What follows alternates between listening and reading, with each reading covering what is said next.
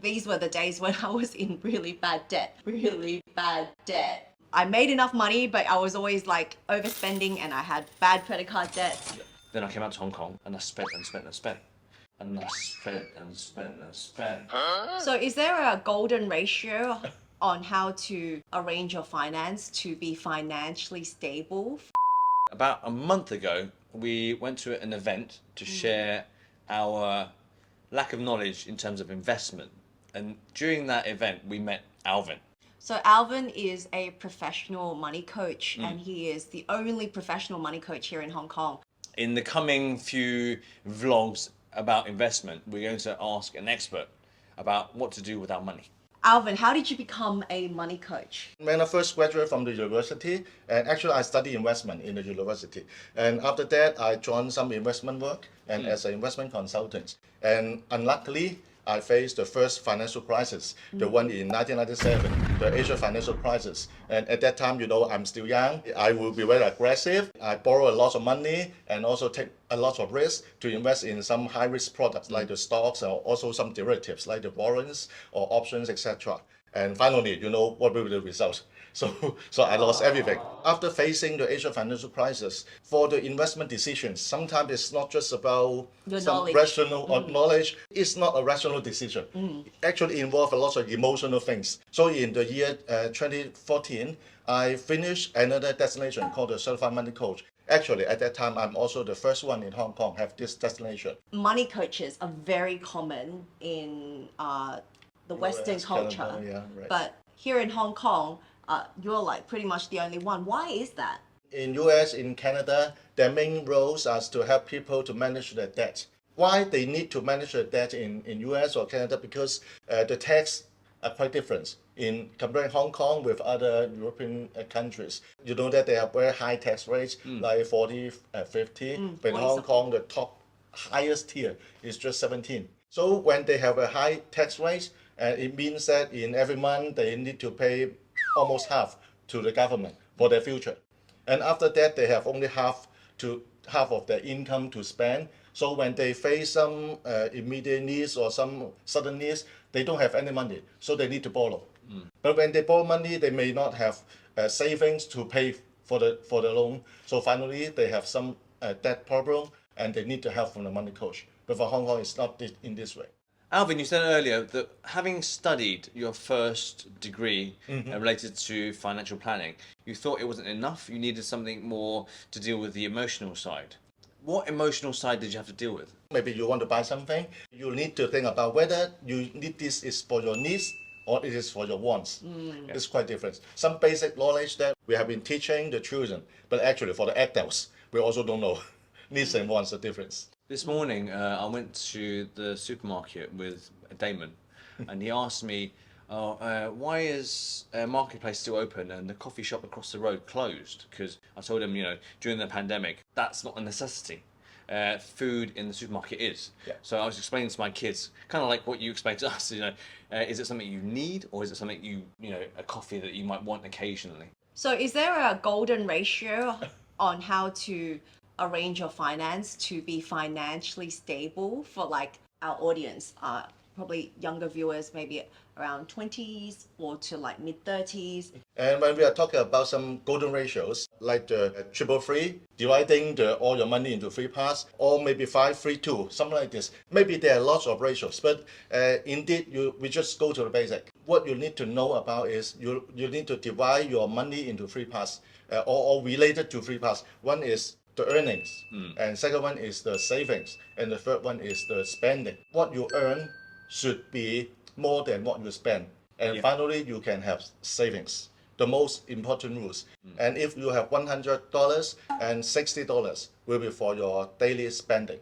And the $30 will be for your regular savings. And the remaining $10 will be for the protection. Because we don't know when will we have the risk or the accidents. So you need to have some type of protection, like the insurance or accident insurance or the hospitalization insurance, something like this one. Per $100, you need to spend $10 in the insurance products. For me, since a very young age, my parents taught me to save 50%. Yeah, right. So I think 50% is a safer bet.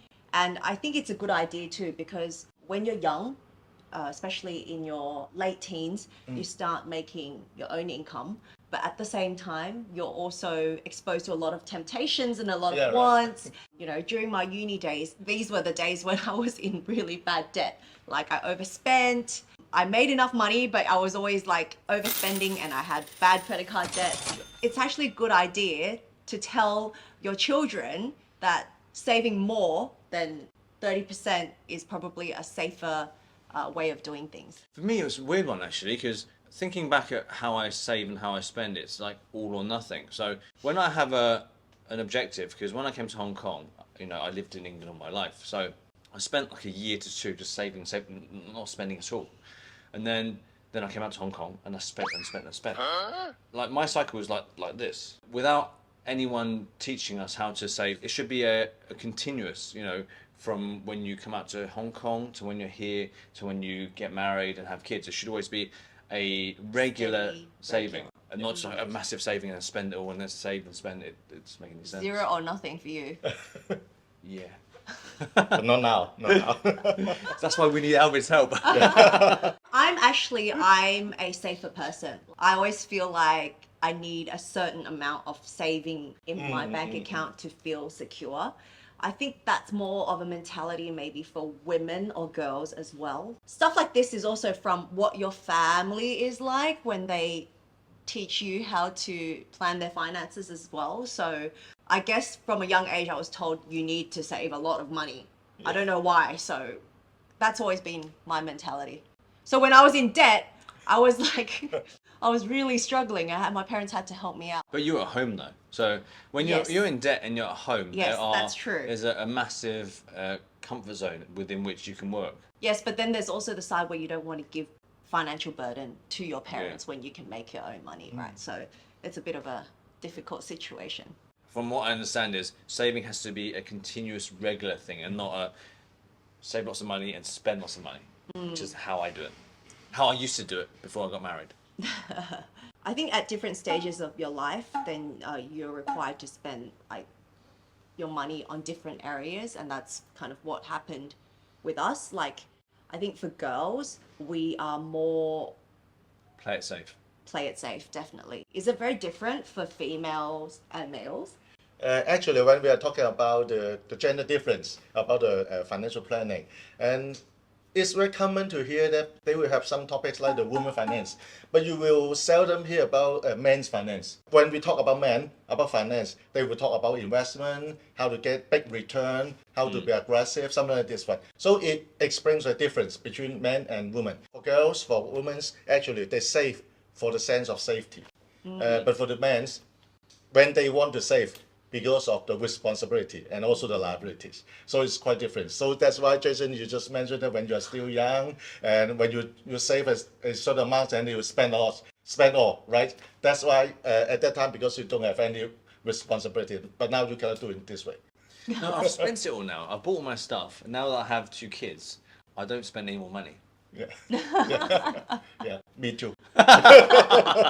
Well, same for my dad, you know. My dad is very thrifty. Yeah. Yes, that's what drives men to make more money. And whereas women, I think the older you get, you kind of want to be more laid back and just be more secure, play it safe. So are you the 333 type or the 631 type? I think I'd be the 631 type, but I'm the type of person to save 60%. Okay, spend 30%. And then 10%, obviously, as Alvin has said, that, you know, like for insurance or especially medical related insurance, because we have a family now and health is very important. If you don't have any health, you can't make any money. So I feel like that is very true. I'm very, very conservative when it comes to It's good. spending. Play it safe. Yeah. Alvin, can you like summarize the tips that you have given us today? One most important thing about today's lesson. Behaviors related to money is actually there are 3 types: spending, savings, and earning. So you cannot just focus on spending. Remember that you need to earn money. And after earning money, you need to keep certain part for your future, the savings, and then the rest you can spend. If you can work in this way, you must have a very happy life. Happy wife too.